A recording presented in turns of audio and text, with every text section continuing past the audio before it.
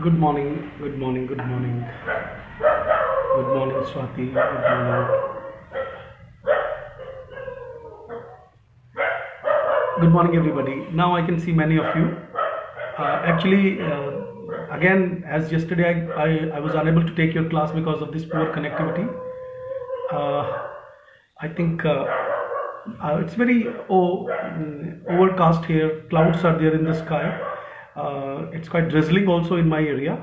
So because of that poor connectivity, I beg your pardon if in between there will be a problem during the class today. So we were discussing 2014 December paper, and in during that discussion, audio is very poor.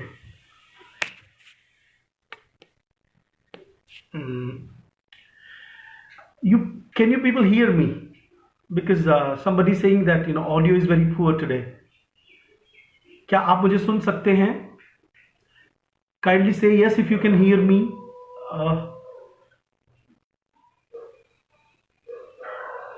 Can you people hear me?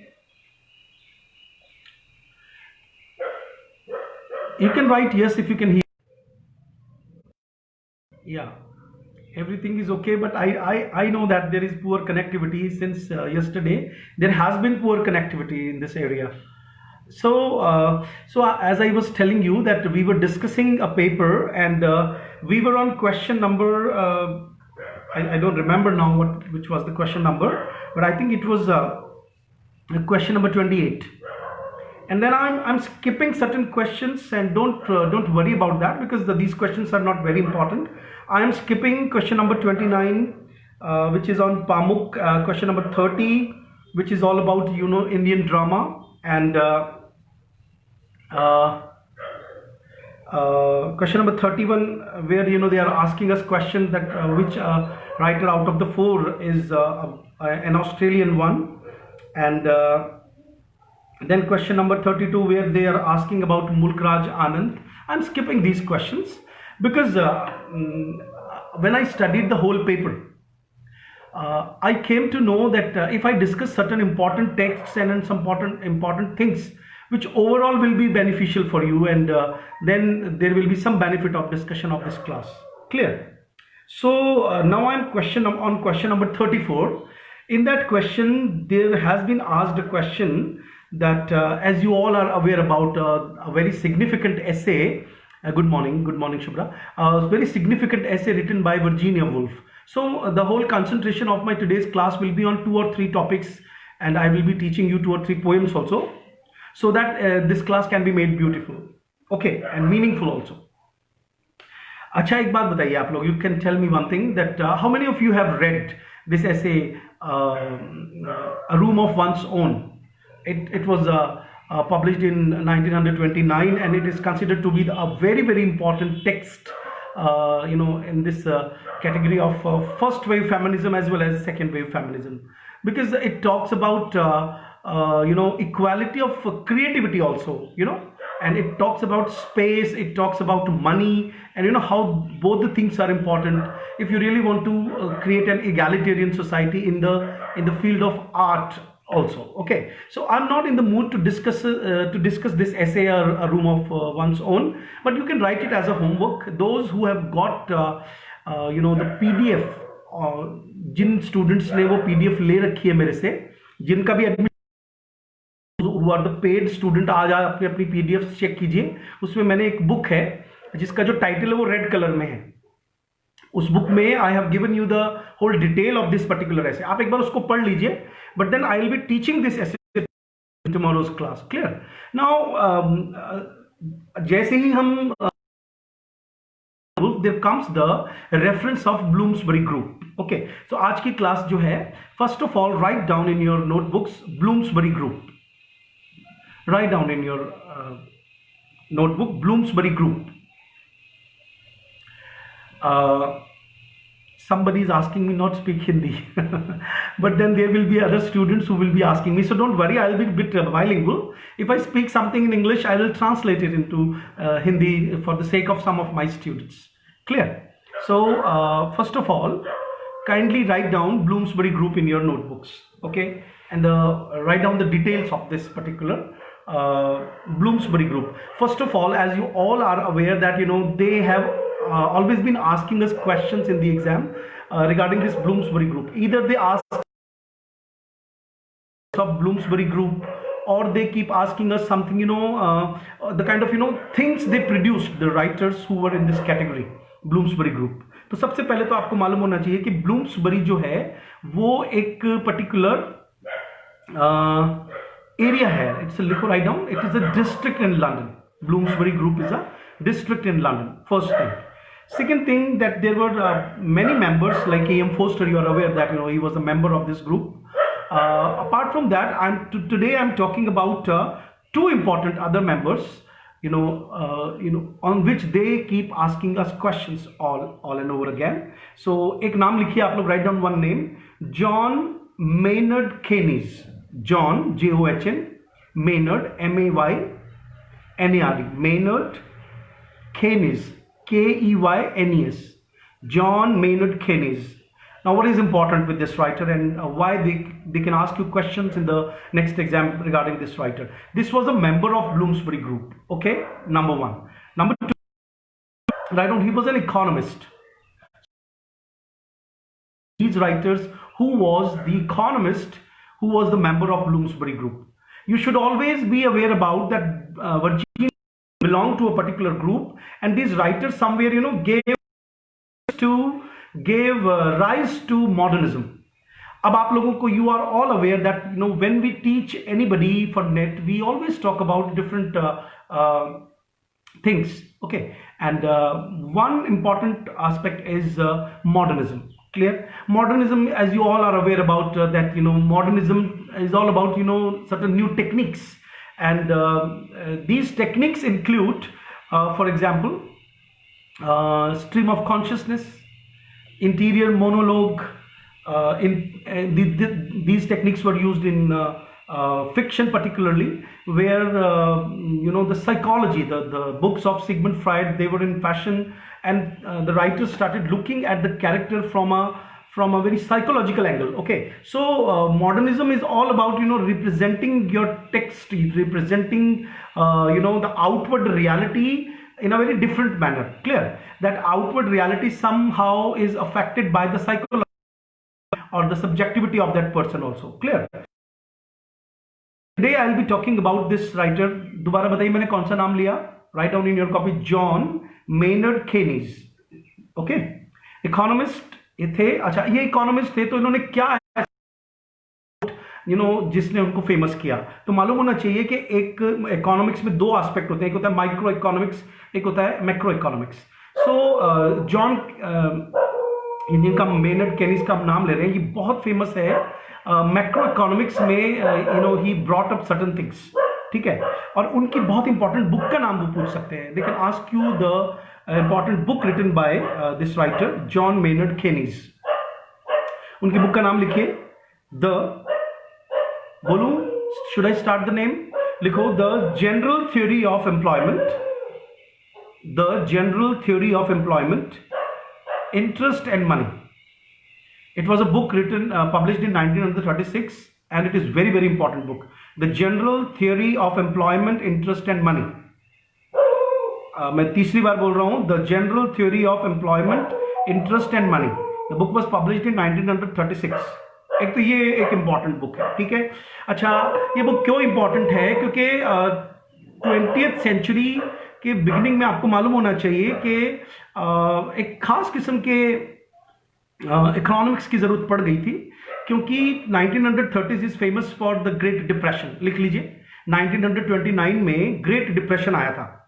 तो कहते हैं कि his theories, अच्छा, इनकी theories इतनी important थी that somewhere it really worked. और हमारे नेट में ये क्वेश्चन इसलिए पूछ सकते हैं क्योंकि at least 2 or 3 text other than the novels and poems and dramas, they ask us, which somehow influenced the other writers and somehow influenced the ages and all.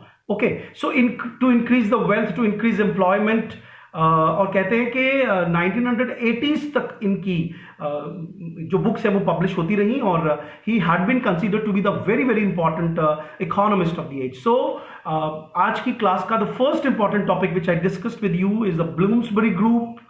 Bloomsbury is a name of a district. Then I talked about this different members, and out of that, the member John Maynard Keynes is considered to be very very important because he was an economist. मैंने ये भी बताया that he was a macroeconomist, and then I talked about his magnum opus. Magnum opus का मतलब होता है सबसे important book जो थी The General Theory of Employment, Interest and Money. अच्छा, उसके बाद you all are aware that E.M. Forster was also an important writer. अच्छा, कितने E.M. Forster is considered to be a very very important writer in 20th century. He was a story writer also. He was a novelist. He was a for operas also. He was a homosexual, and Maurice उनका एक novel है, लिख लीजिए, Maurice, Maurice, which is considered to be the most important novel today, and we were asked question on Maurice also. हालांकि उन्होंने कहा था Maurice is based on the homosexual theme. ठीक है, so I'm not talking about E.M. Forster because we'll give another lecture on E.M. Forster. अभी बात करते हैं another important writer in this category of Bloomsbury group, that is Lytton Strachey. Write down in your notebooks, Lytton, Lytton, Lytton Strachey, Stratechy. is very famous. उनके ऊपर 3-4 बार questions आ चुके हैं. Okay, important work for which he is famous today is Eminent Victorians. Write down, his most important work is Eminent Victorians. ठीक है, there were many members, but 2-3 members ultimately cut in the basic tenets and philosophies and styles of writing of modernism. देखिए, modernism हालांकि एक बहुत important topic है, और if you really want to know more about modernism, तो मैंने इस पे 2 वीडियोस बना रखी हैं, and I have already uploaded on my YouTube channel, Mukesh Parik Cosmos के नाम से. You can search it on YouTube, और नहीं तो मैं आपको सेंड भी कर दूंगा. If you request me, I will send you these 2 videos on modernism. Then you will be able to understand exactly what modernism is. Right now I'm going to talk. अच्छा, आपको मालूम होना चाहिए कि Lytton Strachey belonged to 20th century, and the book he wrote was on Eminent Victorians. तो आपको एक one thing which you should be aware about, and that is Eminent Victorian Lytton Strachey की बुक है. It is a book written by Lytton Strachey, Lytton, Lytton, Chey. Clear? So Lytton Strachey is the writer of the book Eminent Victorians. Now I'm going to talk about the details of this book Eminent Victorian. पहले तो हमें ये मालूम होना चाहिए कि Eminent Victorian book की खास बात क्या है. एक तो आपको 2 बातें याद रखनी है कि जैसे that today we have started thinking way about Gandhi ji and Nehru. Are you aware about that? कि अभी जब एजेस बीत जाती हैं, तो there are certain writers who keep intact their popularity. लेकिन विक्टोरियंस के बारे में ऐसे कहा जाता है कि they were hypocritical people. मतलब थोड़े से हिपोक्राइट्स थे वो लोग. अब वो हिपोक्राइट्स क्यों थे, कैसे थे? एक एज जब भी, तो आपको सबको मालूम है कि जो विक्टोरियन एज है, विक्टोरियन एज के बारे में पता होना चाहिए. 1836 से इसको लेकर के और 1901 तक की एज को विक्टोरियन एज कहा जाता है. And again it is divided into Victorian, late Victorian period. Okay, and all the major novelists we study in Victorian age, and in one of my other classes I was talking about the duality and ambiguity in the character of the people of Victorian age. Victorian age को लेकर के 20th century के जो writers हैं उनका थोड़ा अलग attitude था. They used to think that Victorian people were actually not as famous and they were not as ethical and moral as they have been propagated as, or the way they have been orchestrated as. आपको पहले yes लिख के बताइए मेरी बात समझ में आ रही है कि नहीं आ रही है. What I am talking about that modern people they used to think that the people of the earlier age, particularly the Victorian people, ये विक्टोरियन पीपल जो थे वो मॉरल, उतने ज्यादा एथिकल, उतने ज्यादा फेमस नहीं थे, उनको न्यूज़पेपर ने ऐसा बना दिया, ऐसा उनका मानना था. और you know the modern writers, particularly the writers of the 20th century, they started looking in a very suspicious manner you know to the famous writers of, जैसे हमें मालूम होना चाहिए. मैं आपको 2 एग्जाम्पल देता हूं. टुडे अब मुझे याद है पिछले नेट्स में 2 बार क्वेश्चन आ रखा है. अच्छा बताओ चार्ल्स डिकेंस के बारे में आपका क्या ख्याल है? What do you know about Charles Dickens? Charles Dickens को हम एक बहुत बड़ा नॉवलिस्ट मानते हैं, है ना? But अभी recently he has been studied deeply in a very negative shade as per his views on India are concerned.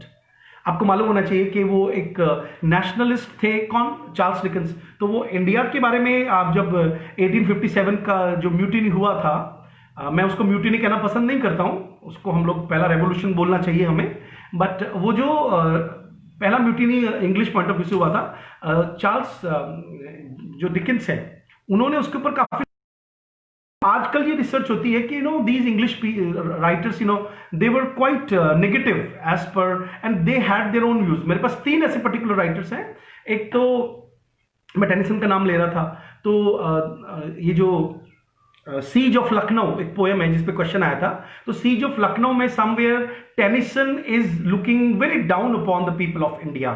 Charles Dickens you know is looking very down upon the people of India. और मुझे बहुत और भी बताना चाहता हूं कि modern जो राइटर्स हैं, जब वो पास्ट के राइटर्स को स्टडी करते हैं तो उनके कैरेक्टर के अंदर जो एक अलग तरह का एक ड्युअलिटी, एक एम्बिग्यूटी होती है, उसको वो स्टडी करते हैं. Victorians is a very sarcastic title, आप लोगों को ये पता होना चाहिए. अब लिखिए एमिनेंट विक्टोरियंस में उन्होंने बायोग्राफिकल स्केचेस लिखे हैं 4 लोगों के. They will ask you this question that eminent Victorian, लिखो, write down, eminent Victorians is a book in which he has written about 4 major Victorian. उसमें सबसे इंपॉर्टेंट जो है, अच्छा एक इससे पहले कि मैं उनके नाम बताऊं, आपको पता होना चाहिए कि एक ना the small biographical details in a very typical manner. एक तो the writer has gone into the psychological insight into the characters which was absent in the Victorian age. आपको मालूम है कि Victorian age में psychoanalysis की नहीं आई थी. So as you all are aware that मैं आज के लेक्चर में बार-बार somewhere I am talking about the use of psychology as per the modern writers are concerned. तो उनको जब साइकोलॉजी की स्टडी मिल गई तो आपको मालूम है, you are aware about that, एक आदमी को जब साइकोलॉजी का नॉलेज हो जाता है तो वो सबकॉन्शियस माइंड कर सकता है कि सबकॉन्शियसली ये आदमी क्या सोच रहा है. तो हो सकता है कि जैसे हमारी जितनी भी व्रत कथाएं हैं इंडिया में, if you just look at all the vrat kathas, you know which are very famously told, you know during and all, if you look at them we will find that all these kathas are anti-feministic, है ना.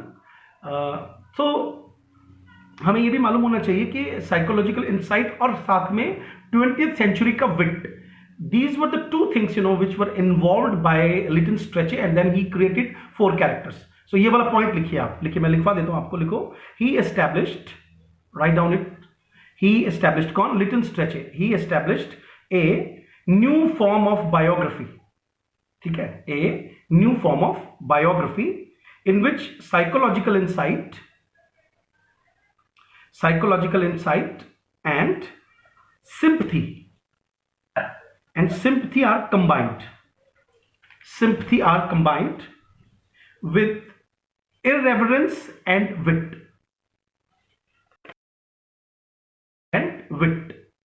ये I repeat this line because they can ask you this question in your exam. Lytton Strachey established a new form of biography in which psychological insight and sympathy are combined with irreverence and wit. अब ये इसको मैं समझा देता हूं कि what is irreverence and wit. वो जो मैं लेक्चर दे रहा था अभी थोड़ी देर पहले, कि जब एक एज बीत जाती है तो आप वो जो भी पर्सनालिटीज होती हैं, जैसे अब गांधी जी के बारे में हम कैसे विचार रखते हैं आजकल, या नेहरू के बारे में, कि ठीक है इन्होंने बहुत कुछ किया, लेकिन now you know with lot much information with us we have become a bit critical about these personalities. Okay, so Lytton Strachey ने एक इरेवरेंस का मतलब होता है रेस्पेक्ट शो नहीं की है उतनी जितनी रेस्पेक्ट विक्टोरियन एज के लोगों ने उनके बारे में की. ओके, और विट तो इन्वेंटिव तरीके से अपनी बात को हमने उसको इंग्लिश में विट बोलते हैं. ओके, और एक और चीज के लिए फेमस है ये, उनकी जो बायोग्राफी थी क्वीन विक्टोरिया 1921 में पब्लिश हुई थी. ये क्वेश्चन आ सकता है आपको, वो बहुत फेमस हुई थी. राइट डाउन स्ट्रेचेज, आप यस लिखते जाइए ताकि मुझे पता चले that we are really live, because this connection is very poor, internet connection is very poor. तो कहीं ऐसा ना हो कि मैं बोलता रहूं और मुझे कल पता चले कि क्लास खत्म हो चुकी थी. ओके, सो उनकी एक बायोग्राफी है. एक अलग से क्वेश्चन दे रहा हूं आपको. क्वीन विक्टोरिया 1921 में बुक छपी थी, which was very very famous. Okay, अब आते हैं हम एक एक करके. We will be talking about all the major 4 writers या पर्सनालिटीज जो एमिनेंट विक्टोरियंस बुक में इन्होंने लिखी है. पहले का नाम लिखिए आप, Cardinal Manning. Write down, Cardinal Manning, CARDINL. Cardinal का मतलब होता है a person of church, higher authority. Manning MANNING. आपको मालूम होना चाहिए Cardinal Manning was an archbishop of Westminster. He was an archbishop of Westminster. और उनकी personality was very famous, but somewhere with the use of psychology and wit, Lytton Strachey has created in such manner के आज हम cardinal Manning के अंदर जो ड्युअलिटीज, ambiguities जो थी कि वो करते थे और जो अपना सरमन देते थे चर्च में वो अलग तरह से देते थे. तो ऐसे करके एक तो ये work they can ask you that cardinal Manning. Second important writer जो सबको मालूम है जिनके बारे में, फ्लोरेंस नाइटिंगेल. फ्लोरेंस नाइटिंगेल का तो आपने नाम सुना ही होगा ना, the lady with the lamp, जिन्होंने नर्सिंग को कहीं से कहीं पहुंचा दिया. अच्छा देखो, बाकी की जो 3 राइटर्स मैं आपको बताऊंगा इंक्लूडिंग दिस फ्लोरेंस नाइटिंगेल, उनके बारे में भले इररेवरेंस एंड थोड़ा सा डिसरेस्पेक्ट शो किया है राइटर ने, बट फ्लोरेंस नाइटिंगेल को उतना क्रिटिसाइज नहीं किया है. तो ये क्वेश्चन आ सकता है that he has not written with much irreverence about Florence Nightingale. और इनके बारे में आपको मालूम होना चाहिए कि ऐसा कहा जाता है कि फ्लोरेंस नाइटिंगेल जो है वो उतनी अच्छी नहीं थी. What he has written, it's not my views, what he has written, Lytton Strachey, that Florence Nightingale was made famous by the media, by the journalist of that age, and she was not as much, because she was a writer also, but her writing has been criticized that she used a very which cannot be categorized into a literary language. तो ऐसे करके उनको काफ़ी ज़्यादा criticise किया गया है. And एक बात हमें और पता होनी चाहिए कि रेड क्रॉस सोसाइटी से रिलेटेड सोसाइटी है, और it is considered that she participated, not considered, it is known that she Crimean war. तो क्रीमिया से जो क्रीमियन वॉर का रेफरेंस आता है, तो ये आपको पता होना चाहिए. ओके, थर्ड इंपॉर्टेंट राइटर के बारे में लिखिए, Thomas Arnold. Thomas Arnold and Thomas Arnold एक एजुकेटर थे, एक हिस्टोरियन थे. और आपको मालूम है टॉमस आर्नल्ड मैथ्यू आर्नल्ड के फादर, जिनके ऊपर रग्बी चैपल करके वो बुक लिखी, एक पोएम लिखी है जिसपे क्वेश्चन आया हुआ नेट के अंदर. लिखते जाओ, देखो Thomas Arnold. Thomas Arnold, Thomas Arnold जो है वो एक एजुकेटर थे, एक हिस्टोरियन थे. उनको क्यों याद किया जाता है? Because it is considered that in Rugby chapel, that school where he was a principal और head master, he brought about lot many changes. ये जो आज हम स्कूलों में देखते हैं ना, बहुत सारे चेंजेस, जिसके अंदर हम नोटिस करते हैं कि प्रीफेक्ट का, ये जो एक मॉनिटर होते हैं ना जो क्लास को संभालते हैं, और प्रीफेक्ट का जो कॉन्सेप्ट है वो हमें मालूम होना चाहिए. और इसके अलावा ही brought about so many different changes into the public schools which were later by the other public schools. तो एक तो ये was a very great reformer actually. Okay, but उनके बारे में ऐसे कहा जाता है कि जब हम लोग लिटन स्ट्रेचे की बुक पढ़ते हैं, then there we come to know that he talks about that Thomas Arnold जो है उन्होंने एक खास किस्म की मैस्कुलिनिटी को स्प्रेड करने की कोशिश की, through his reforms in the schools. Point बनाते जाइए, यस लिखते जाइए, so that I can feel that we are connected. Lytton Strachey ने टॉमस आर्नल्ड पे जो बायोग्राफी लिखी है एमिनेंट विक्टोरियंस में, उन्होंने उनका क्या इररेवरेंस और साइकोलॉजिकली उनका मजाक उड़ाया है कि Thomas Arnold, who was a famous figure by that time, that even Matthew Arnold wrote a book about him, was actually not as famous because he somewhere worked to spread a kind of masculinity, refined standards of masculinity। ये बात आपको एकदम से समझ में नहीं आएगी, लेकिन जैसे आप मुझे अपनी लाइफ में कोई प्रिंसिपल याद आते हैं ना, तो मुझे अच्छी तरह से पता है कि वो फेमस इसलिए थे क्योंकि उन्होंने डिसिप्लिन बहुत क्रिएट किया। And we are living in a post modern society where we really think in a very negative manner about discipline. पहले आप एक बात बताइए, आपको लगता है डिसिप्लिन एक अच्छी चीज है? तो अगर आपको ऐसा लगता है तो you are still very far away from becoming a professor of English literature where you will be teaching theories in the classrooms. देखो, ये जो डिसिप्लिन है, नेशनैलिटी है, मैस्कुलिनिटी है,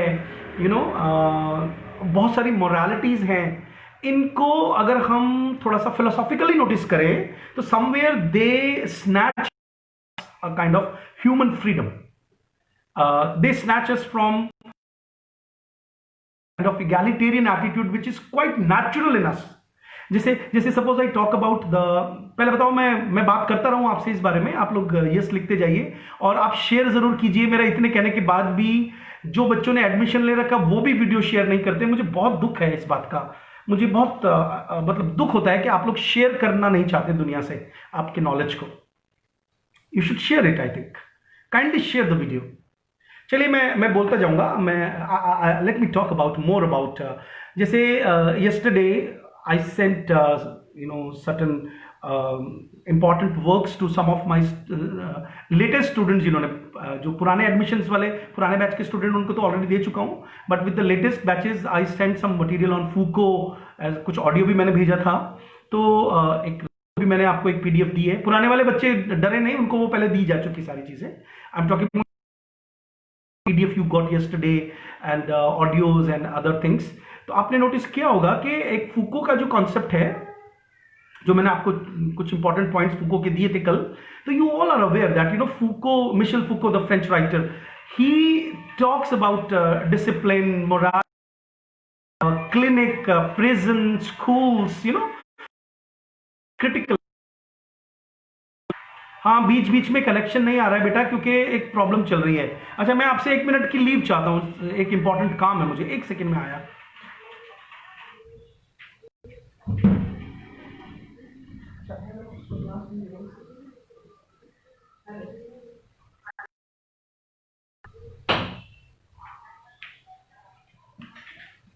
आई एम बैक। कनेक्शन इसलिए नहीं आ रहा है क्योंकि सारे बादल हैं यहाँ पे, और मैं माफी चाहता हूँ इस चीज के लिए। I beg your pardon for this poor connectivity. पहले बताओ, ये सारी बातें मैं आपसे बात करूं कि नहीं करूं? जब yesterday we were talking about power, subjectification, ये जो कल की क्लास नहीं हुई, लेकिन मैंने जो मटेरियल दूसरे स्टूडेंट्स को भेजा है, जो लेटेस्ट जिन्होंने अभी एडमिशन लिया है, तो you all are aware about that discipline, morality. मैं किन चीजों की बात कर रहा हूं कि आज post modern, post colonial world में जब हम जी रहे हैं, आजकल तो ऐसे भी कहा जा रहा है that we have crossed post modernity, death of post modernism भी हो चुका है। मतलब कि you just think about that, आपसे जब डिसिप्लिन की बात की जाती है तो somewhere you are, your body and your subjectivity, your rights, they are curved in one or the other way. ये हमें मालूम होना चाहिए। तो ये जो एक जमाना था कि टॉमस आर्नल्ड बहुत फेमस थे, एक स्ट्रिक्ट प्रिंसिपल के तौर पर उनको देखा जाता था, लेकिन लिटन स्ट्रेचे की बुक में उनका काफी ज्यादा उनको क्रिटिसाइज किया गया है एक्चुअली। ओके, अब आ जाओ तुम फोर्थ जो बायोग्राफी है, द फोर्थ राइटर ऑन हुम ही रोट, चौथा आदमी लिखिए। मैं एक बार रिवाइज कर देता हूं। द फर्स्ट वन इज, कौन थे बताओ? लिटन स्ट्रेचे की एमिनेंट विक्टोरियंस में, बताइए पहले राइटर का नाम बताइए। लिटन स्ट्रेचे की बुक में द फर्स्ट राइटर कौन थे? कार्डिनल मैनिंग, ठीक है। Second one is Florence Nightingale, तीसरा थॉमस आर्नल्ड, 3 हो गए। Write down the fourth name, fourth name है General Gordon. They will not ask you much about this writer, this particular character, but आपको वो पूछ लेंगे कि कौन से 4 हैं इसमें से। सो वो ये क्वेश्चन जरूर आएगा। General Gordon, fourth one is General Gordon. General Gordon का डिटेल जानने की जरूरत नहीं है। Is also called Chinese Gordon, because Chinese Gordon भी लिखा हो सकता है वहां पे, क्योंकि he was the person who was very famous because somewhere he helped establishing British culture in China. तो somewhere he became a very famous writer, ठीक है। अब बात करता हूं मैं कि इस बुक में और 2 कौन से कैरेक्टर्स हैं जो बीच बीच में आते हैं, या stylistically somewhere they talk, they are the adhesive force और से कोहेसिव फोर्स। इसको समझाता हूं मैं। यस लिखते जाइए so that I can feel that you people are connected with me. I am talking about, मैंने पहले ब्लूम्सबरी ग्रुप की बात की। ब्लूम्सबरी ग्रुप से मैं आपको ले आया लिटन स्ट्रेचे पे। लिटन स्ट्रेचे से I am talking about his most important book eminent Victorians. In eminent Victorians I am talking about all the 4 characters he has written. इससे पहले मैंने बात की है कि एमिनेंट विक्टोरियंस जो बुक है that has been written with an irreverence and wit and with a psychological insight with which the writer has in a very new manner he has looked towards the people who were famous in the Victorian age। यहां तक तो समझ में आ गया आप लोगों को, ठीक है। अच्छा, अब इसमें लिखिए कि 2 people who are, मतलब ये तो 4 कैरेक्टर्स हो गए, ओके, जिनकी बायोग्राफीज है, but 2 other people who are constantly present in almost all the works, all the 4 biographies। उनमें एक का नाम लिखिए विलियम ग्लैडस्टोन। लिखो विलियम ग्लैडस्टोन। विलियम ग्लैडस्टोन का नाम आपने सुना होगा, वो इंग्लैंड के 4 बार प्राइम मिनिस्टर रह चुके हैं, 1868 से लेकर के 1894 तक। 4 times he was the prime minister of England. लिखो विलियम ग्लैडस्टोन। अच्छा, वो क्यों फेमस हैं? उनके बारे में कहा जाता है कि he brought up certain things in England during Victorian age, where he brought up certain laws, where he was so famous for the common people, working class people, के उनको पीपल्स विलियम कहा जाने लगा। इतना वो फेमस हो गए थे। जैसे हमारे यहाँ पे गरीबी हटाओ आंदोलन की वजह से Indira Gandhi became very famous. तो ऐसे करके कुछ प्राइम मिनिस्टर, जैसे जय जवान जय किसान के नाम पर हमारे शास्त्री जी बहुत फेमस हो गए, पता होना चाहिए हमको। In the same manner William Gladstone एक कांस्टेंट प्रेजेंस है, ये आपको मालूम होना चाहिए। दे will ask you this question, ठीक है। एंड मैं बता भी रहा हूं साथ साथ में, I am telling you that why he was famous because he talked about the rights of the working class people in that age when England was passing from industrial, starting of the industrial country towards a kind of a country where cities were growing, and among cities also there were a lot much division between the working class people, the rich and the poor, जिसको north and south कहा गया, and the theory of 2 nations and all, जो मैं आज बात करूंगा आपसे class के अंदर। पेपर डिस्कस करना एक बहाना है, मुझे तो आपको बहुत सारी चीजें बतानी है, so that you people can solve questions and you can have a solid firm base of literature. आज वीडियो शेयर जरूर कीजिए। You are not sharing the videos. If right now say 100 students are watching me, then there should be 100 shares, but मैं देखता हूँ daily are not more than 5-7। उस दिन मैंने इतना रिक्वेस्ट किया तब जाकर के 21 shares were there। So if 100 students are watching me right now, then they can share, that there can be 100 shares। अच्छा, मैं पढ़ाना तभी स्टार्ट करूंगा जब आप शेयर करेंगे। पहले शेयर करें और मुझे यस लिख करके कहें that you have shared the video. Share होता है आपकी जहां पे भी देख रहे हैं, you can share it there and then. Watch party आप स्टार्ट कर सकते हैं in different groups also. I know that many of you are members of the different groups because I keep sending my advertisement in the different groups and I find you people are there. Kindly write down yes and share my video first of all. Share this live stream. Then say yes, then I will resume teaching you. Because there is a limit of making friends in this on a particular page, so the other students can be benefited of that. एक ने share किया, 2 ने share किया है, only 2 people have shared. Kindly share and then say yes, only then I will teach you. Yeah, different literary groups, kindly share this video. Satakshi share कर देती है हमेशा, मैंने देखा है। कुंदन भी शेयर कर देते हैं, हुमा खान शेयर कर देती हैं, बट बाकी के students they want to learn something but they don't want to share. ये भी कोई इश्यू है बताइए? निधि सिंह ने शेयर किया. Nidhi Singh is a very good girl. Kindly share, start it as a watch party so that maximum student can get associated with us.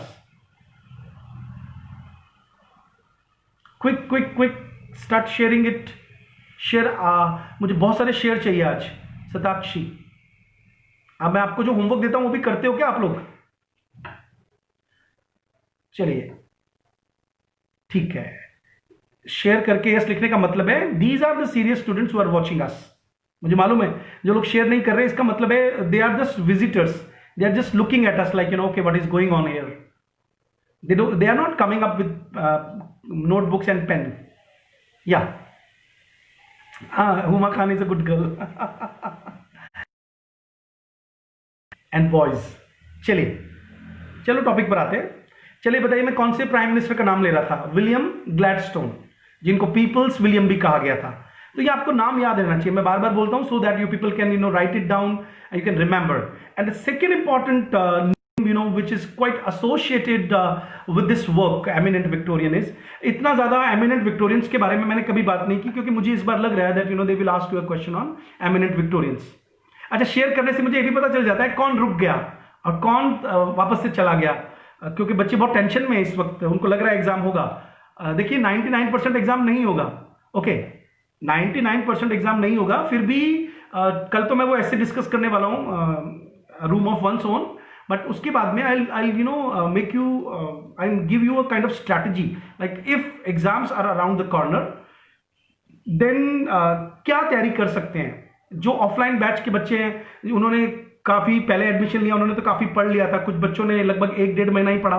तो कैसे उस पढ़ाई को हम यूटिलाइज कर सकते हैं, या उन्होंने जितने भी PDFs they have received from me, latest जिन बच्चों के एडमिशंस हुए वो कैसे एक स्ट्रैटेजी बनाए ताकि काफी क्वेश्चंस उनको दिख जाए. ठीक है, तो वो सब हम कल बात करेंगे. अच्छा, अगला नाम लिखिए विच इज फिर से बात करूं that we are talking about eminent Victorians. ठीक है, इस बुक में एक तो विलियम ग्लैडस्टोन का नाम ले दिया कि ये एक कांस्टेंट प्रेजेंस है इस बुक में. इंपॉर्टेंट नाम लिखिए दूसरा, Arthur Hugh Clough. Arthur Hugh HUGH, Clough CLOUGH, Arthur Hugh Clough. Arthur Hugh Clough. इसको जो the pronunciation of is not claw, it is Clough. ठीक है, जैसे ROUGH का प्रोनाउंसिएशन क्या होता है? Rough. So we will pronounce this word as Arthur Hugh Clough. अच्छा, आर्थर ह्यू क्लफ जो है उन्होंने बहुत कुछ लिखा है. he has written about chartism also. He has written about many other things, prose works, but he is famous with the literature students and with the teachers of literature for 2 poems. अब आपको आना पड़ेगा मेरे blog पे. आइए, मेरी website सबको पता है ना, www.englishcosmos.org और www.mukeshparik.com. अब आपको वहां पर आकर के और देखना है कि आर्थर ह्यू क्लफ की कौन सी 2 पोएम्स मैंने अपलोड की हैं. जल्दी से बताइए ताकि मैं भी निकाल लूं दोनों poems. I have this anthology with me right now, but आपको तो I can't teach you from the anthology, so I have uploaded 2 poems. जल्दी से निकालिए आर्थर ह्यू क्लफ, उनकी 2 पोएम्स पढ़ाऊंगा. एमिनेंट विक्टोरियन खत्म हो गया है. एमिनेंट विक्टोरियन में विलियम ग्लैडस्टोन और आर्थर ह्यू क्लफ कांस्टेंट प्रेजेंस है. ओके, सो फिर मुझे ऐसा लगा कि जब मैं आर्थर ह्यू क्लफ का नाम ले रहा हूं तो उससे रिलेटेड वो जो 2 पोएम्स है वो मैं पढ़ा दूं. तो आप समझ गए होंगे ना मेरी स्ट्रैटेजी क्या है. आई हैव अ स्ट्रैटेजी कि what ever writer I am talking about, whether I am making you solve a paper or whether we are touching upon the other writers in these online classes, हम कोशिश करते हैं कि बहुत सारी चीजें आपको बता दें ताकि आपको खुद स्टडी करना भी आए.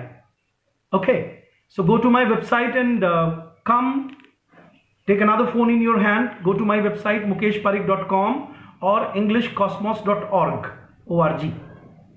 and search there. There are 2 major updations and in one I have uploaded 2 important poems in the name of 25th August live class 25th अगस्त के नाम से मेरे ब्लॉग पर 2 पोएम्स हैं. जाइए पता कीजिए कौन सी 2 पोएम्स हैं, तभी मैं आपसे बात करूंगा, क्योंकि तभी मैं पढ़ा पाऊंगा उन पोएम्स को आपको. Right down the name, which poems I'm talking about. So I'm going to teach you 2 poems now. Get access to the poems first of all. Get another phone in your hand. Take another phone or say laptop. Hurry up, otherwise we will be late.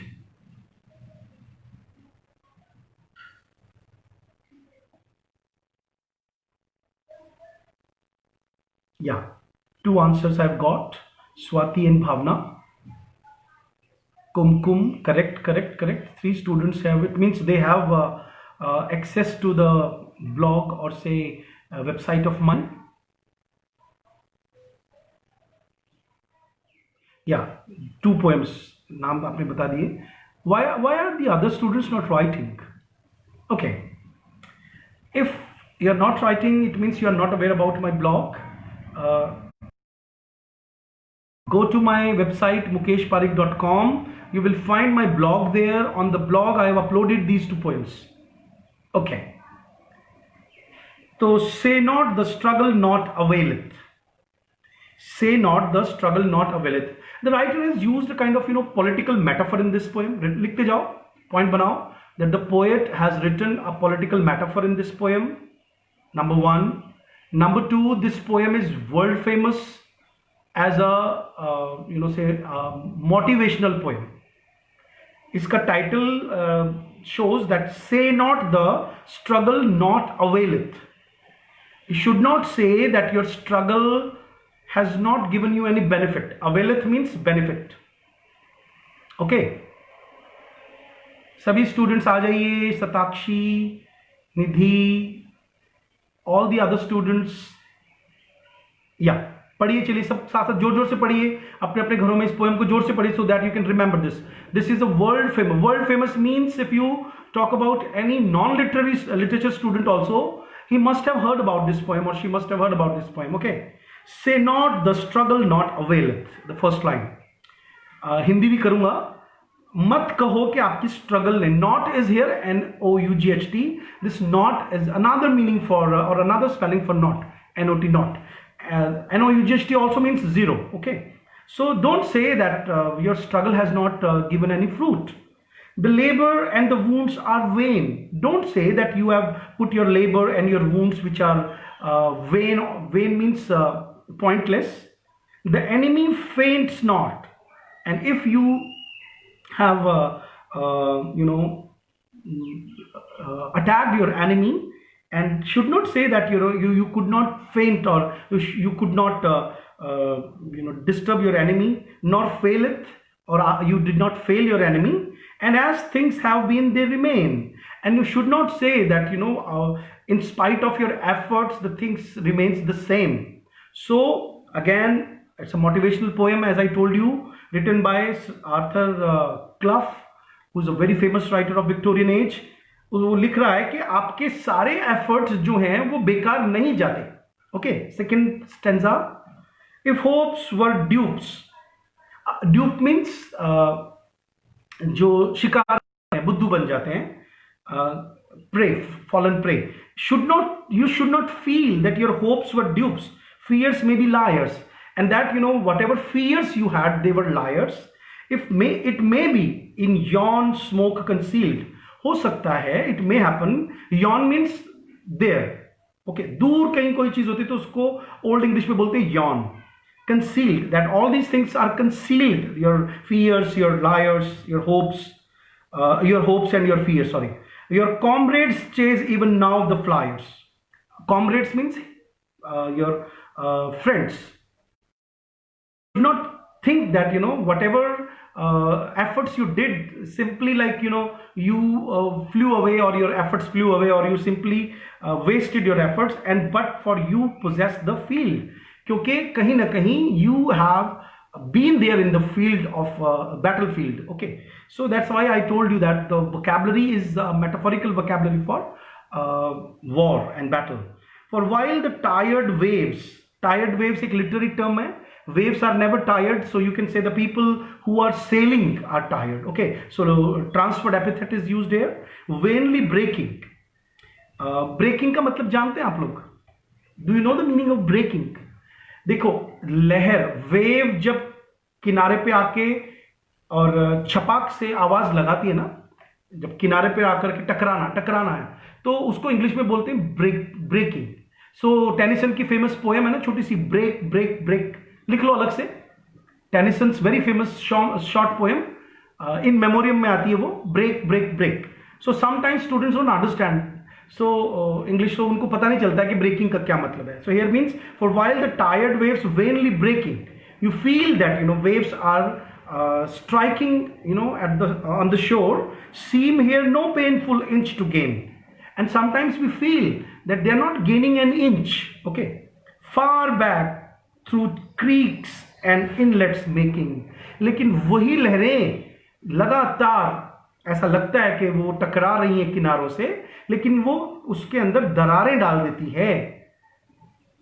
वो है ना, रस्सी रसरी आवत जाते सिल पर परत निशान, वो जो लाइन है कि waves, you should not think that your slight they may seem to you, they are actually making some effort. What he's talking about, that far back through creeks and inlets making. Inlets का मतलब होता है वो जगह बना देती है चट्टानों के अंदर जिसमें से पानी आगे रिस सकता है. comes silent flooding in the main, और वो टकराने के बाद साइलेंट होकर के वेव आ जाती है. But you should not feel that the wave has not done anything. seems that whatever.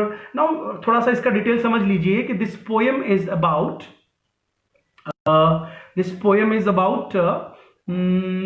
ये जो चार्टिज्म के बारे में अभी मैं आपसे बात करूंगा.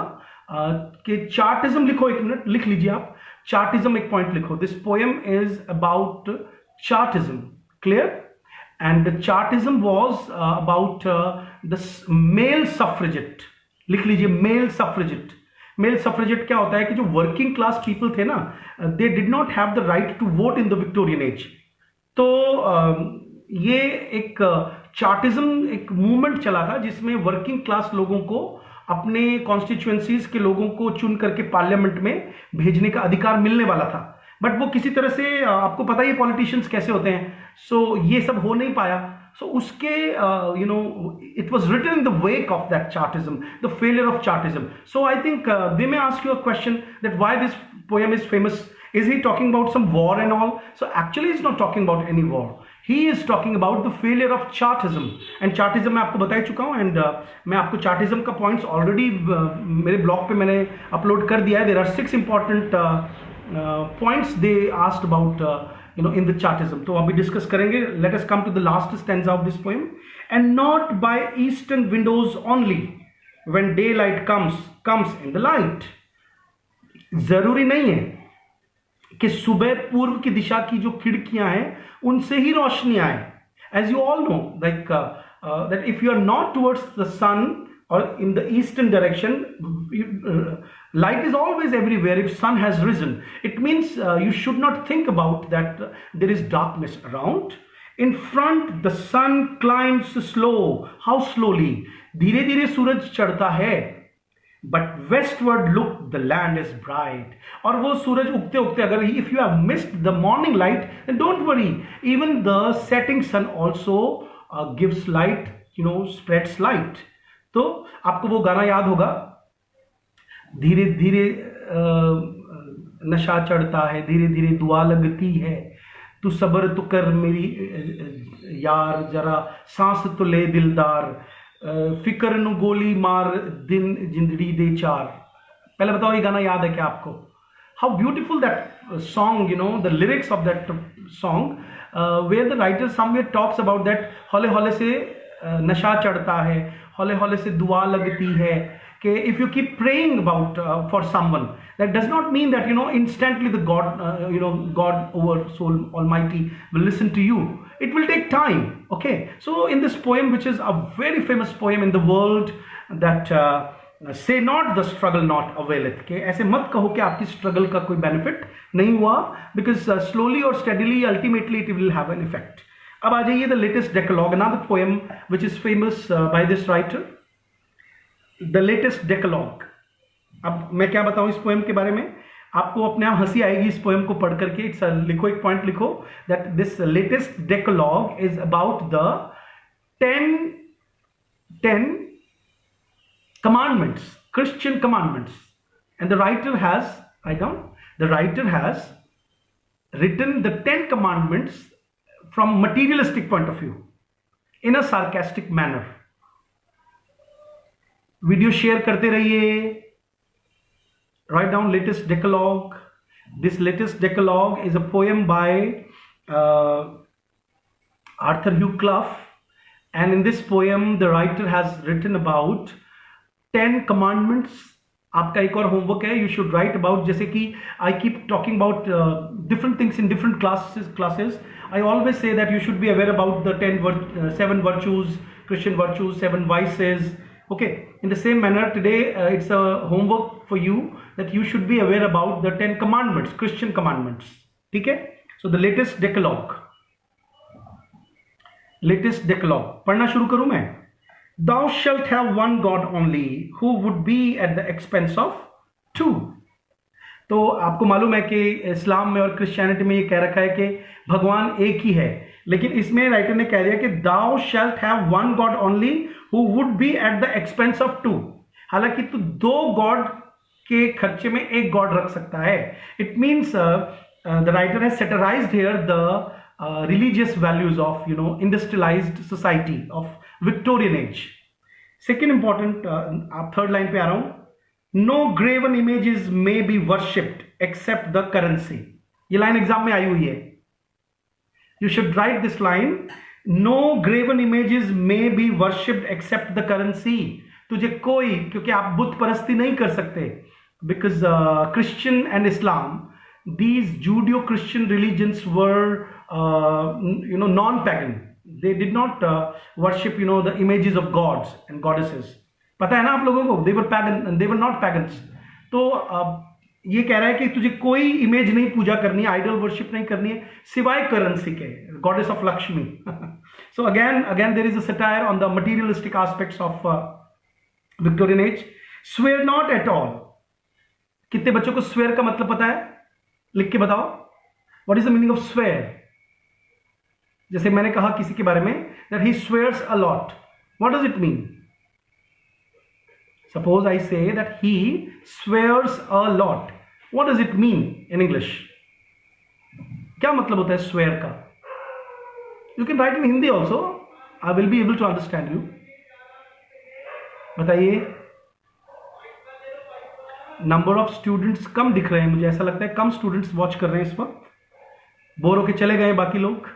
Doesn't matter. I'm teaching for the students who are really serious students. कोई जवाब नहीं आ रहा आपकी तरफ से। If I say that he swears a lot, what does it mean? क्या मीनिंग निकलता है swears का?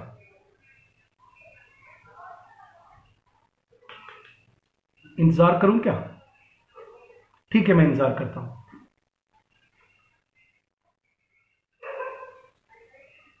What is the meaning of swears?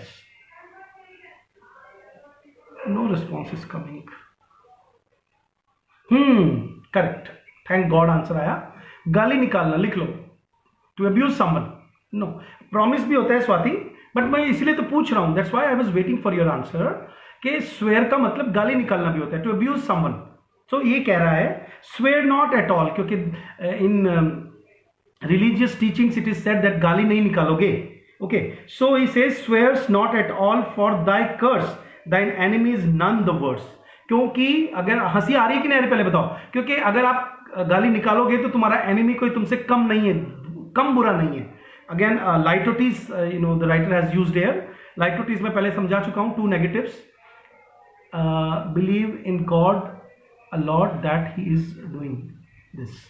वो कह रहा है कि नहीं भगवान ये नहीं कह रहा बेटा, ये पूरी पोएम सार्केस्टिक है। मैं इसको हिंदी में समझाता हूं, शुरू से समझाता हूं कि तुझे एक ही भगवान में विश्वास करना है, लेकिन वो विश्वास तू लाएगा 2 भगवानों को बेच करके। दूसरी में कह रहा है कि तू कोई इमेज नहीं पूजेगा सिवाय गॉडेस ऑफ करेंसी के। इसका मतलब है all Christian values are lost by these people. अच्छा, ये पोएम क्यों पूछ सकते हैं एग्जाम में? because this poem shows the Victorian compromise, which is a very famous phrase. लिखो Victorian compromise. ये जो Victorian compromise है वो क्या होता है? It is considered that Victorian people who were famous, very famous for their morality, for their religion, for their scientific progress, were ultimately, from inside were totally opposite people. ठीक है? So this poem is actually a hallmark, a kind of an epitome of the people of Victorian age. Swear not at all for thy curse, क्योंकि तूने अगर कर्स किया, if you are abusing your enemy, then your enemy is also worse than you. At church on Sunday to attend will serve to keep the world thy friend. Sunday को church लिख रहा है कि at church on Sunday to attend will serve to keep the world thy friend. कि Sunday को church जाएगा लेकिन तू अपने फ्रेंड से मिलने जाएगा. चर्च जाने का मतलब फ्रेंड से मिलना. तो आपने नोटिस कर लिया होगा कि अभी भी कुछ लोग अगर वो चर्च जाते हैं तो वो इसलिए जाते हैं कि चलो लोगों से मिल लेंगे. It mean they have lost their spirituality. They are actually spiritually hollow people. They go to church just to meet people, just to look at people. ठीक है. Honour thy parents, that is all, from whom advancement may befall. अपने parents को तू honour कर, from whom advancement may बिफॉल, जिससे तुझे आगे पैदा करने का मौका मिला. दाउ शेल्ट नॉट किल, एक और कमांडमेंट है कि तू किसी को मारेगा नहीं. But need'st not strive officiously to keep alive. अच्छा, तू किसी को मारेगा नहीं, बट नीड नॉट स्ट्राइव, लेकिन तुझे ज्यादा एफर्ट करके जिंदा रहने की जरूरत नहीं है. मतलब एफर्ट करके जिंदा रहने की जरूरत नहीं है, मतलब कि it's a very great satire on the government कि तू किसी को मत मार, लेकिन गवर्नमेंट तुझे मार रही है तो वो चलेगा, but you should not kill anybody. ठीक है. Do not adultery commit. Adultery का मतलब क्या होता है? You should not go beyond your marriage, okay, out of your marriage to have some sexual liars with some other person. तो कह रहा है कि do not adultery commit, advantage rarely comes of it, क्योंकि इससे कोई फायदा होने वाला नहीं है. Now tongue in cheek the writer is saying that adultery. अब ये एडल्ट्री की बात क्यों कर रहा है? क्योंकि मैक्सिमम बड़े बड़े जो राइटर्स थे, those who had a mask of being a very good people, were ultimately actually corrupt, and their many things were famous for them in the negative shade. Advantage rarely comes of it. Thou shalt not steal an empty feet when it is so lucrative so to cheat. तू चोरी नहीं करेगा, लेकिन कब नहीं करेगा? जहां कुछ नहीं हो चोरी करने के लिए, वहां चोरी मत कर. लेकिन अगर कहीं चोरी करने की चीज है, ल्यूक्रेटिव है, तो तू चीट कर सकता है. बेयर नॉट फॉल्स विटनेस, झूठी गवाही मत दे, परजूरी बोलते हैं उसको इंग्लिश में. Let the lie have time on its own wings to fly, क्योंकि झूठ अपने आप ही सामने आ जाएगा. क्योंकि इसका मतलब है लोग ज्यादातर झूठ बोलते हैं, तुझे झूठ बोलने की जरूरत नहीं है, because people around us already are liars. ये कहना चाह रहा है वो. Thou shalt not covet. Covet means greed. ज्यादा लालच मत बन, लालची मत बन. But tradition approves all forms of competition, but in this age of competition it shows that everybody is greedy. So again, he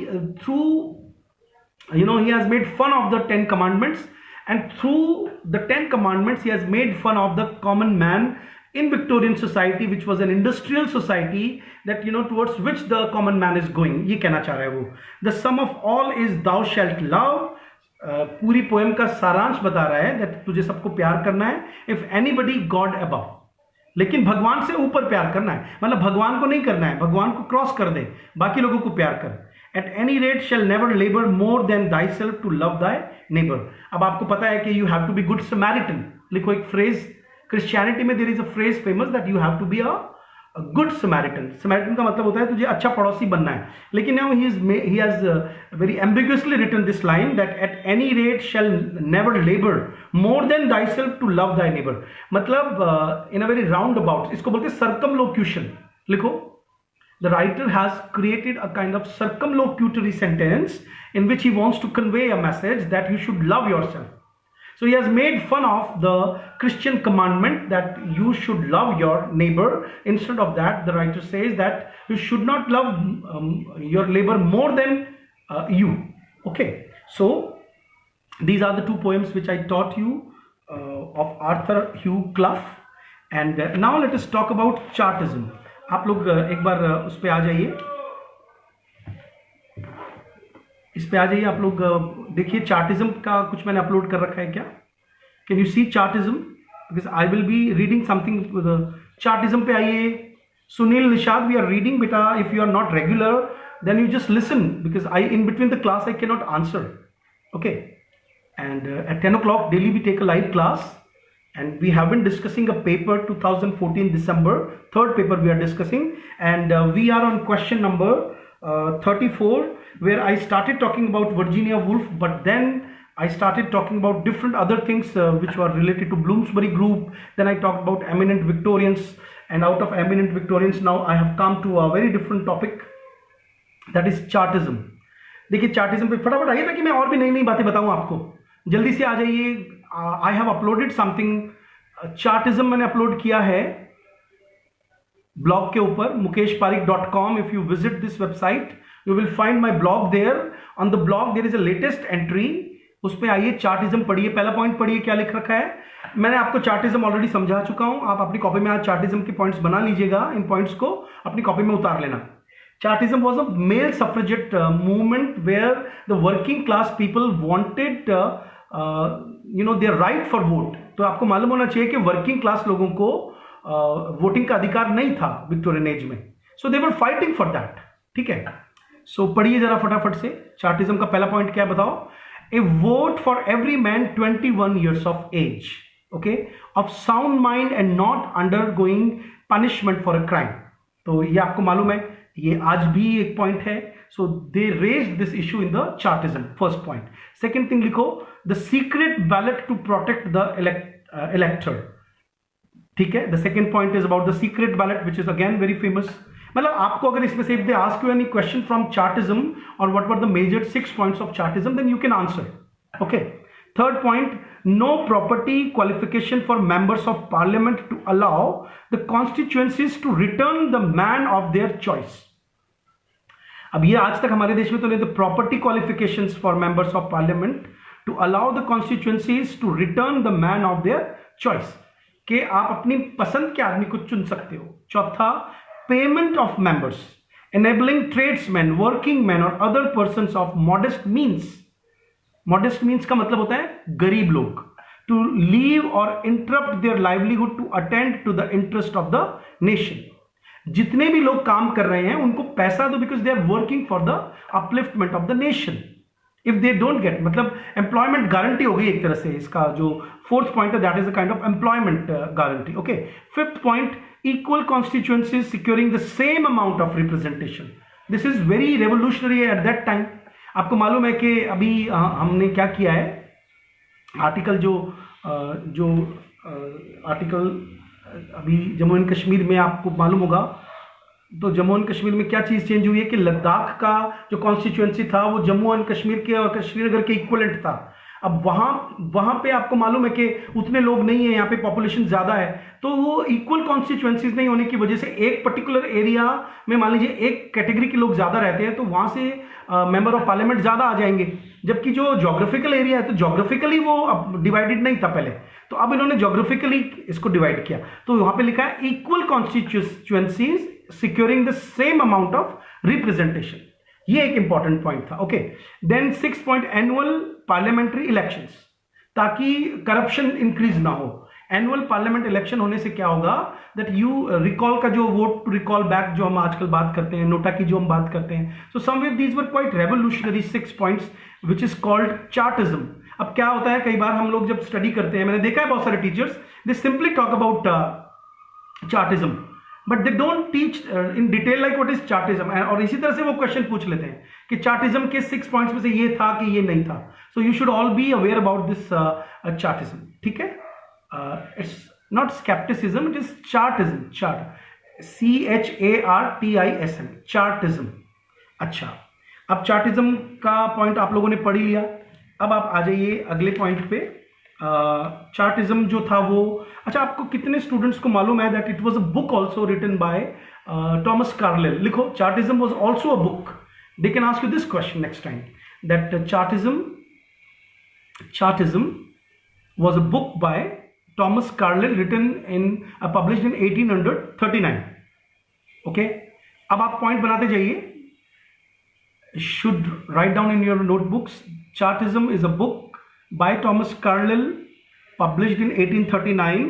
And why I'm talking about Thomas Carlyle right now, because Thomas Carlyle made famous one phrase.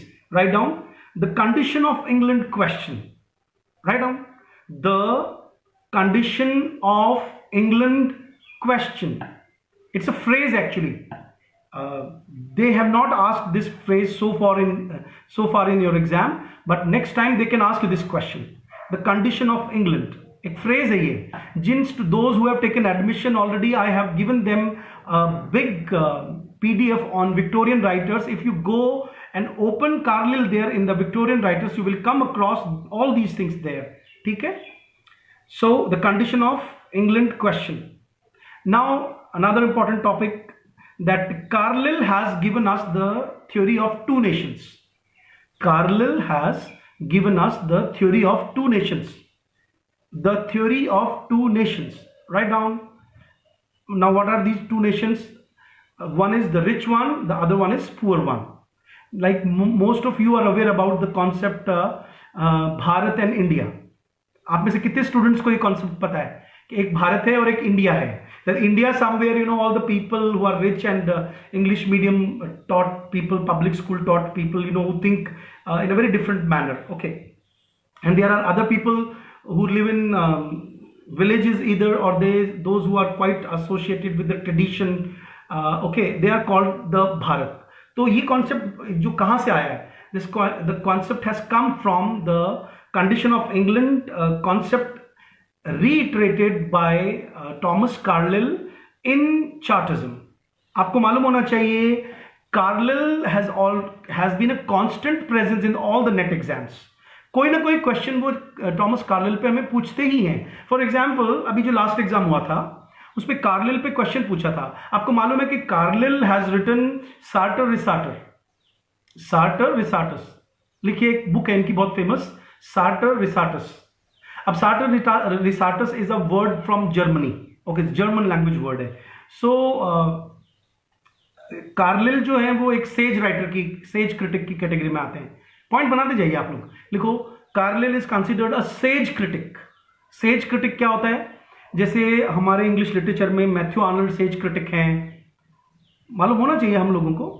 Says critic means वो लोग जिनको हम आज भी पढ़ते हैं. They have been, जैसे you must be aware that Charles Dickens के बारे में कहा जाता है कि चार्ल्स डिकेंस साल में एक बार टॉमस कार्लिल की सारी बुक्स पढ़ा करते थे, टाइम निकाल करके, और वो चार्ल्स डिकेंस टॉमस कार्लिल की सारी बुक्स पढ़ते थे. And then the kind of knowledge you used to get from these books, which somewhere was reflected in the books of Thomas Carlyle. तो मैं जो आपको बता रहा हूँ कि टू नेशन थीम आई वहाँ से निकल करके, और दिस टू नेशन का जो कॉन्सेप्ट है that further created 4 writers. Right down the theme of और the theory of two nations. जिसने भी इसको पढ़ा तो 4 बड़े राइटर्स निकल के आए. उनके नाम लिखो. Benjamin Disraeli. Right down Benjamin Disraeli. नाम लिखते जाओ फटाफट से. आपको बेंजामिन डिज़रेली के बारे में पता है क्या? बेंजामिन डिज़रेली वही तो राइटर है जो the first one and only Jewish prime minister of England, Benjamin Disraeli. अब बेंजामिन डिज़रेली पे भी off and on they keep asking us questions. उनका एक बहुत फेमस नॉवल है जिसका नाम है सिबिल. यस, लिखते जाइए if you are writing it down. Sybil, SYBIL, Sybil. इसका सबटाइटल एग्जाम में पूछा है द टू नेशंस. अब इसका सबटाइटल द टू नेशंस है. तो द टू नेशंस की जो थ्योरी है दैट इन सिबिल, ये जो हमारे Benjamin Disraeli was the Jewish prime minister of England. he gave us the theory that England is divided into the poor and the rich, and they should do something so that they can improve the condition, and brought equality in England at that time. Clear? So Sibyl, इसका subtitle पूछेंगे आपसे, which has already been asked in the exam, that is the two nations, published in 1845. आप yes नहीं लिख रहे हैं, मुझे नहीं पता आप लोग मुझे देख रहे हैं नहीं देख रहे हैं. Have you all shared this stream? ये जो लाइव स्ट्रीम है आपने शेयर कर दी क्या? Elizabeth ji, have you shared it? क्या आप सबने शेयर कर दिया है? Kindly share this video in all the groups. You are members in the different groups, I know it. इसको शेयर कीजिए, यस लिखिए. चलिए, सिबिल हो गया. दूसरा इंपॉर्टेंट नॉवल लिखिए विवियन ग्रे. बेंजामिन डिसरायली का एक और इंपॉर्टेंट नॉवल जिस पे क्वेश्चन आ सकता है, दैट इज विवियन ग्रे। अच्छा, विवियन ग्रे एक सिल्वर फोक नॉवल है, लिखो सिल्वर फोक नॉवल, लिखते जाओ सिल्वर फोक नॉवल, SILV। कितने बच्चे हैं क्लास में, चलो बताओ जिनको सिल्वर फोक नॉवल का मतलब पता है। This term was introduced into English literature by this William Hazlitt, silver folk। अब silver folk novel क्या होते हैं? Silver folk novel का मतलब होता है कि a kind of fashionable society, rich people, those who have nothing to do with the common problems of any country. So all these people, folk, FORK, silver folk, FORK, चांदी का कांटा, चांदी के कांटे से खाना खाने वाले लोग कैसे होते होंगे? Those people who think about the common people, the labour class and all. ठीक है, सो सिल्वर फोक नॉवल है कौन सा? Vivian Grey, written by Benjamin Disraeli. I am just telling you each and every detail so that answer any question. मैंने ये भी बता दिया कि सिल्वर फोक नॉवल का जो कॉन्सेप्ट है that was introduced by William Hazlitt, जो कि एक रोमांटिक क्रिटिक हुए बहुत बड़े।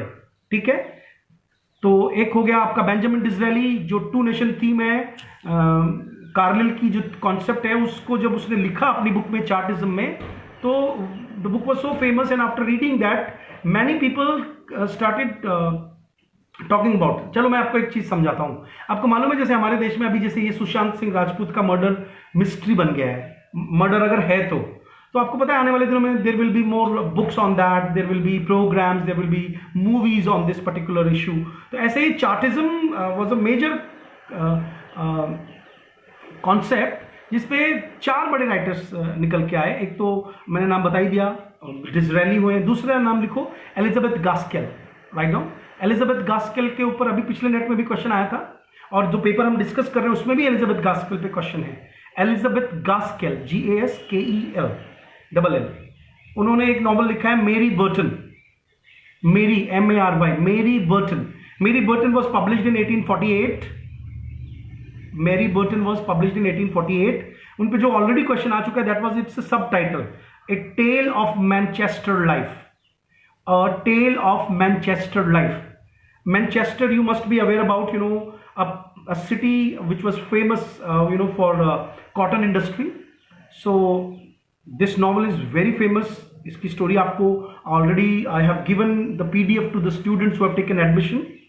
नेक्स्ट इज इनका एक नॉन फिक्शन वर्क है, क्योंकि हमारे सिलेबस में जो 4 यूनिट्स उसमें नॉन फिक्शन वर्क्स पे भी क्वेश्चन आते हैं। So this Chartism falls in non fiction work. This ये जो सेकेंड वर्क है एलिजाबेथ गास्केल का, इसका नाम लिखिए the life of Charlotte Bronte. The life of Charlotte Bronte, CHARLOTTE, life of Charlotte Bronte, published in 1857। ये बुक बहुत famous है बच्चों। It is considered to be one of the most famous 100 books में। अगर आपको कोई लिस्ट मिले तो you will certainly find this book, the life of Charlotte Bronte. ठीक है, अच्छा, थर्ड इंपॉर्टेंट बुक लिखिए क्रैनफोर्ड, रिटन बाय एलिजाबेथ गास्केल।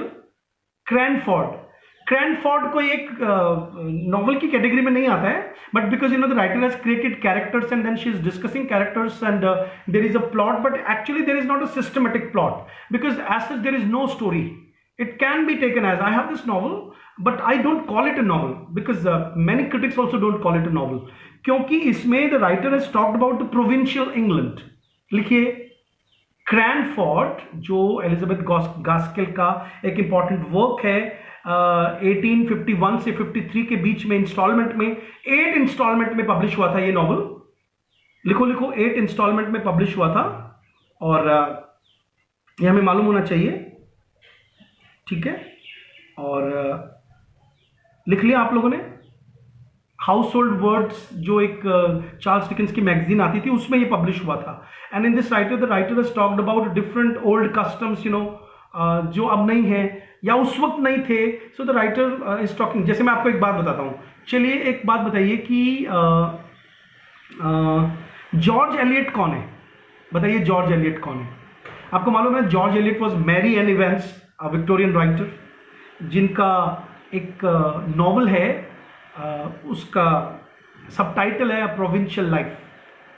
चलिए बताइए, मैरी एन इवेंस यानी जॉर्ज एलियट के कौन से नॉवल का सब टाइटल है अ प्रोविंशियल लाइफ? बताइए, ये आपको एक क्वेश्चन पूछ रहा हूं मैं, लाइव क्विज है ये आपके लिए। अ प्रोविंशियल लाइफ, मैं आपको in a very typical manner I'm asking this question, that Mary Ann Evans, who was a woman actually unmarried, living in relationship, live in relationship, and बहुत सारे क्वेश्चंस उन पे आते हैं। उनका एक नॉवल है जिसका सब टाइटल है, लिखा था आदमी बन करके ताकि लोग उनकी बुक्स को अनइम्पॉर्टेंट ना समझे, and she wrote a novel whose subtitle a provincial life. बताइए, मुझे आंसर दीजिए, आप गूगल करके आंसर दे दीजिए, कोई बात नहीं, so what. A provincial life, Mary Ann Evans novel, George Eliot जिनका स्यूडोनिम था। आंसर नहीं आ रहा आपकी तरफ से, चलिए मैं ही बता देता हूं, मिडिल मार्च। लिख लीजिए, मिडिल मार्च एक बहुत इंपॉर्टेंट नॉवल है। मिडिल मार्च पे हर दूसरे तीसरे नेट में क्वेश्चन आता है। So if I get time I will discuss it with you in this class. If I can't then I think you should read it thoroughly. बहुत सारे कैरेक्टर्स पे भी क्वेश्चन आ जाते हैं। शी टुक सम सब titles of the chapters, you know, from prelude of Wordsworth, ऐसे बहुत सारे क्वेश्चन पूछे गए हैं। चलिए, I asked you a question, you did not answer. अभी तक मुझे ये नहीं मालूम आप देख रहे हैं मुझे नहीं देख रहे हैं, at least right yes, thumbs up का निशान तो दो कम से कम, ठीक है। So I was talking about George Eliot and Middlemarch and its subtitle provincial life. So why I was asking this question, क्योंकि ये जो एलिजाबेथ गास्किल का क्रैनफोर्ड वर्क है, that is also about provincial life of England. और provincial life का मतलब क्या होता है, जैसे आज हमारी फिल्मों में धोती गायब है, आदमियों की पहनी हुई धोती गायब है। आजकल हम अपने सीरियल्स के अंदर गांव के कल्चर को नहीं दिखाते हैं। सो समवेयर, यू नो, जैसे कोई भी सीरियल है तो उसमें करवा चौथ तो बहुत मनाते दिखा देंगे, लेकिन हरतालिका तीज मनाते हुए नहीं दिखाएंगे। किसी भी सीरियल में हरतालिका तीज नहीं मनाई जा रही है, कजरी नहीं गाई जा रही है। किसी भी सीरियल में सातोड़ी तीज नहीं मनाई जा रही है जो राजस्थान में मनाई जाती है। तो मैं क्या कहना चाह रहा हूँ कि हमारे जो ओरिजिनल, जैसे अभी मैंने एक फोटो डाला था, अभी शायद संडे को हमारे यहाँ पे ऋषि पंचमी का त्यौहार मनाया जाता है पारिक फैमिलीज में, और ये माहेश्वरीज में भी मनाया जाता है, और भी कई तरह के ब्राह्मणों के यहाँ पे आज के ऋषि पंचमी को रक्षाबंधन मनाया जाता है। तो even the students from Rajasthan, they were, you know, writing the comments that we have come to know about this first time. तो मुझे बड़ा आश्चर्य हुआ। इसका मतलब है कि we are not aware about our own customs, our own, you know, things which are famous. तो मैं ये नहीं कह रहा हूं कि क्योंकि मैं यहाँ बैठा बैठा बिहार के बारे में बहुत सारी नॉलेज रखता हूं, मुझे साउथ इंडिया के बारे में बहुत कुछ पता है, सब कुछ नहीं पता, but at least I am aware about all these things. So one should be aware, ताकि कोई चीज उसको अटपटी नहीं लगे। ओके, सो क्रैनफोर्ड जो था, क्योंकि I think this is also significant from one angle, that industrialisation जब बढ़ता है किसी कंट्री में, like it happened in Victorian age, तो सेल्फ सेंटर्ड लाइफ हो जाती है, लिमिटेड लाइफ हो जाती है, people stop going into the countryside and all. So I think this novel was famous, and ये अभी भी की स्टडी के पॉइंट ऑफ व्यू से पढ़ाया जाता है। लिख लो, this is a work which is from a feministic point of view, because the kind of characters the writer has created in this in this work, as I told you that it is not a novel, थोड़ा इसको पढ़ लीजिएगा आप। उसके बाद Charles Dickens है, Charles Dickens का एक पीडीएफ मैंने कल आप सबको भेजा है, आप उसके सभी जो भी मैंने भेजा उसको स्टडी कीजिएगा। ओके, देन फोर्थ नाम लिखिए आप, Charles Kingsley. Charles Kingsley, Charles Kingsley क्यों फेमस है बताओ चलो।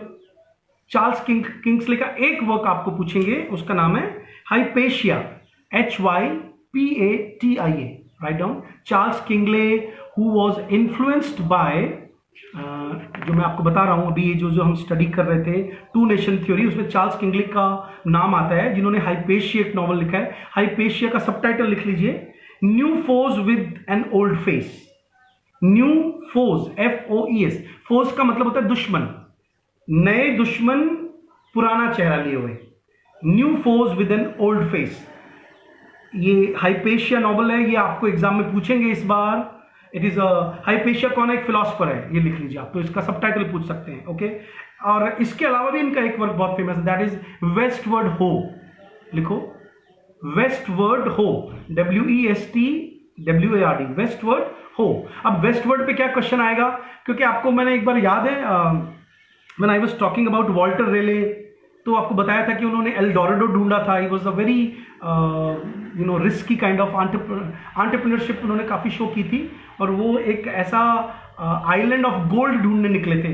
तो दिस नॉवल, दिस वेस्टवर्ड हो, इज अ हिस्टोरिकल नॉवल. लिख लो, 1855 में पब्लिश हुआ था, वेस्टवर्ड हो. And in this he has created the history of Elizabethan England, in which there is a character of Walter Raleigh is also shown. ठीक है. उसके बाद मुझे आपको पढ़ाना है. अब हम अभी तक एक भी क्वेश्चन डिस्कस नहीं कर पाए हैं, but I bifurcated and spread my energy so that I could teach you so many different things. अब हम कल पढ़ेंगे क्लास में अ रूम ऑफ वंस ओन. तो आप भी थोड़ा पढ़ के रखिएगा आज, अ रूम ऑफ वंस ओन. और आज मैंने आपको जितनी भी चीज़ें बताई हैं, इन सब चीज़ों के बारे में आप पढ़ के रखिए. ठीक है, थोड़ा सा आप पढ़ के रखिए.